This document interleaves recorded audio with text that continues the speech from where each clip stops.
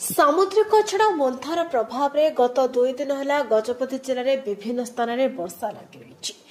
एने जनसाधारण चाषी और प्रशासन चिंता बढ़ाई तेज बात्या मंथार प्रकोप जिले में 2 दिन धरी जारी रही पाणीपाग विभाग पूर्वानुमान कर तली अंचल भूस्खलन अंचल कि वर्षा पवन प्रभाव में नष्ट होगा आशंका थिबा स्थानगुड़िक धनजनर सुरक्षा लगी जिला प्रशासन ठारू आरंभ कर स्थानीय प्रशासन तत्पर हो उठी लोकों को सुरक्षित स्थान को नेबा कार्य जारी रही। परिप्रेक्षी गाराबंध पुलिस रायगढ़ ब्लॉक दुर्गम तथा बात्यार अनिष्ट आशंका चिन्हट स्थान लोकों को अस्थायी आश्रयस्थल गुड़िक नेउथिबार जଣାपड़ी। गाराबंध थानाधिकारी प्रसाद निशिका प्रत्यक्ष उपस्थित पुलिस और रायगढ़ ब्लॉक प्रशासन प्रभावित आशंका गाँ को गाँ बुली लोकों को सचेतन कर अस्थायी आश्रयस्थल गुड़िक छाड़ुंट।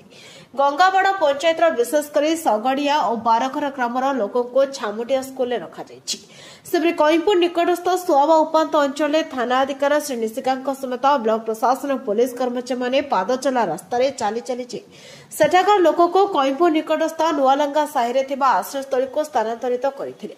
एने थानाधिकारी श्री निशिका पूर्व सूचना अनुसार गत तितली बात्या समय विशेषकर बारघर ग्राम जो अघटन घटी अत्यंत हृदय विदारक घटना थिला।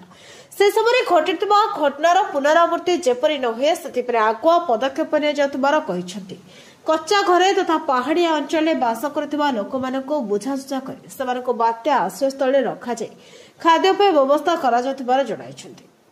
गजपति जिल्लार भास्कर सेठ रिपोर्ट न्यायवती टीवी।